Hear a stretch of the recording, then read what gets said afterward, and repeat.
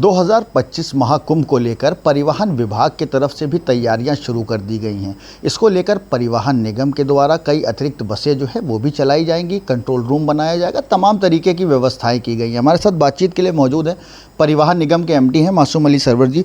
Sir, जनवरी में कुंभ की शुरुआत होगी, परिवहन निगम ने तैयारियाँ शुरू कर दी हैं, कई अतिरिक्त बसें भी चलाई जाएंगी, क्या कुछ व्यवस्थाएँ की गई हैं? परिवहन निगम में माननीय मुख्यमंत्री जी द्वारा स्पष्ट निर्देश दिए गए हैं कि परिवहन निगम इस बार 7,000 बसों को चलाएगा। 7,000 बसें हमारी बिल्कुल नई एकदम चकाचक बस होंगी, जिसमें हमारे चूँकि ये महाकुंभ जो है वो बहुत बड़ा सांस्कृतिक कार्यक्रम है, जहाँ पर पूरे प्रदेश से, बाहर से, विदेशों से भी लोग आते हैं। तो इससे हमारे प्रदेश की छवि भी जुड़ी हुई है। तो इस बार हम लोग ऐसा कर रहे हैं कि महाकुंभ की तैयारी इस तरीके से हो रही है कि 7,000 बसें जो हों वो डिफरेंट टाइप की बसें हों। सभी प्रकार के श्रद्धालुओं के लिए पूरी व्यवस्था की गई है कि उन्हें एक आध्यात्मिक फीलिंग आए, किसी प्रकार की कोई समस्या ना हो। इसके लिए अस्थायी बस स्टेशन का निर्माण किया जा रहा है। वहाँ पर जो भी आवश्यकताएं हैं श्रद्धालुओं के परिवहन के व्यवस्था के दृष्टिगत, वो सारी तैयारियां की जा रही हैं। माननीय मुख्यमंत्री जी द्वारा महाकुंभ को दृष्टिगत रखते हुए 1,000 करोड़ रुपए एडिशनल हमें बजट से उपलब्ध कराया गया है। 500 करोड़ रुपए पहले इसी वर्ष के बजट में उपलब्ध कराए गए हैं। तो इस प्रकार से माननीय मुख्यमंत्री जी का स्पष्ट निर्देश है कि परिवहन व्यवस्था में श्रद्धालुओं को किसी प्रकार की कोई समस्या ना आए। हम लोगों ने परिवहन निगम में ये व्यवस्था की है कि ये दिव्य कुंभ है, भव्य कुंभ है, इसके साथ साथ ये प्रदूषण मुक्त कुंभ भी हो, कि हमारे मेला क्षेत्र में कोई डीजल की गाड़ी ना जाए। हमारी डीजल की गाड़ियाँ बाहर अस्थायी बस स्टेशन तक आएँ और अंदर में हम लोग जो इलेक्ट्रिक बस है ईवीज वो लगाएंगे। तो ये पूरी व्यवस्था है कि हमारे श्रद्धालुओं को किसी प्रकार की समस्या ना हो और पूरी दुनिया से आने वाले लोगों की नज़र में हमारे प्रदेश की छवि और बेहतर हो सके। सर, परिवहन निगम के द्वारा एक आधुनिक पहल की गई है। अब बसों की भी लाइव लोकेशन यात्री ले सकेंगे, जैसे कि हम रेल में ले सकते थे। सर, किस तरीके से ये ऐप काम करेगा और लोगों को क्या सहूलियतें मिल जाएंगी? इसके लिए पिछले 8 महीनों से हम लोग लगातार तैयारी कर रहे हैं।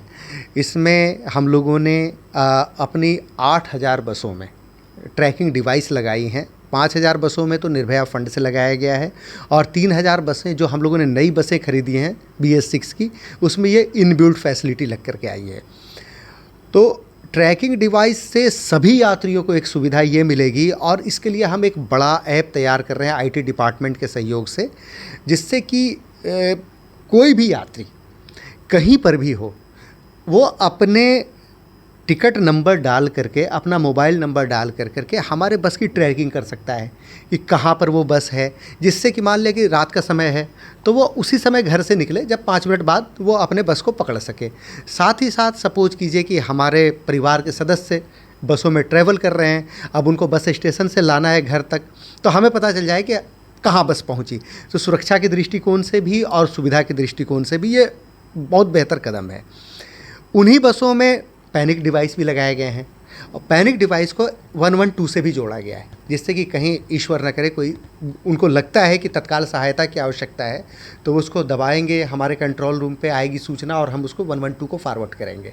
तो इस तरीके से हमारे यहाँ 100 बस स्टेशंस पे, जो हमारे मेजर बस स्टेशंस हैं, वहाँ पर बड़े बड़े LED स्क्रीन्स लगाए गए हैं।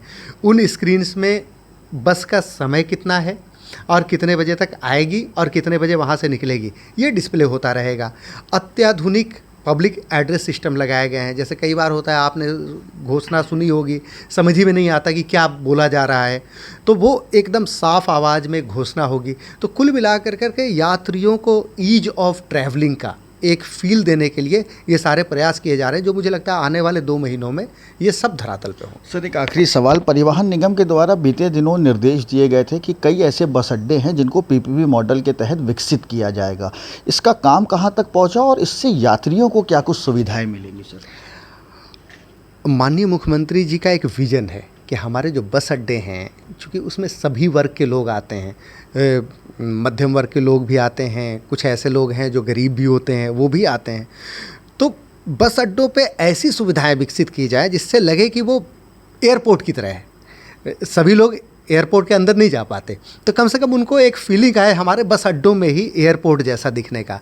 इसके लिए हम लोगों ने फ़ेज़ 1 में 23 बस स्टेशन को लिया था, जिसमें 11 पर तो ऑलरेडी कार्रवाई शुरू हो चुकी है, बाकी 12 का भी मुझे लगता है कैबिनेट डिसीजन होने वाला है। तो इससे 23 बस अड्डे हम लोग तत्काल डेवलप कर पाएंगे पीपीपी मोड पे। उन बस अड्डों के डेवलप होने से वहाँ पर बहुत अच्छी बैठने की व्यवस्था, शॉपिंग मॉल, एसी सारा पूरा हॉल, इस तरीके से एक अलग फ़ील हमारे यात्रियों को मिलेगा। और इससे परिवहन निगम पर कोई एडिशनल फाइनेंशियल बर्डन नहीं पड़ेगा, बल्कि हमारी आमदनी बढ़ेगी, हमारे यात्री बढ़ेंगे। तो कुल मिलाकर के ये विन विन सिचुएशन है सबके लिए और सभी लोगों को बेहतर सुविधाएं मिलेंगी। तो 23 बस अड्डे तो ऑलरेडी हमारे इन प्रोसेस हैं, जिस पर काम कभी भी शुरू हो सकता है कैबिनेट डिसीजन के बाद। बाकी भी 50 बस अड्डे हैं जिनकी फिजिबिलिटी रिपोर्ट हमारे पास आ गई है, हम इसकी भी प्रक्रिया शुरू करने वाले हैं। तो आगे आने वाले दिनों में इन 50 बस स्टेशन को भी हम पीपीपी मोड पे डेवलप करने की दिशा में आगे बढ़ेंगे। बहुत शुक्रिया सर बातचीत के लिए। परिवहन निगम के एमडी मासूम अली सरवर जी हमारे साथ बातचीत के लिए मौजूद थे, जिनका कहना है कि महाकुंभ को लेकर परिवहन निगम के द्वारा 7000 लगभग अतिरिक्त बसें जो हैं वो चलाई जाएंगी और इसी के साथ साथ लाइव लोकेशन अब बस की ट्रेस की जा सकती है यात्रियों के द्वारा। इसके लिए एक बड़ी पहल परिवहन निगम के द्वारा की गई है। लखनऊ से अजहर खान, भारत समाचार।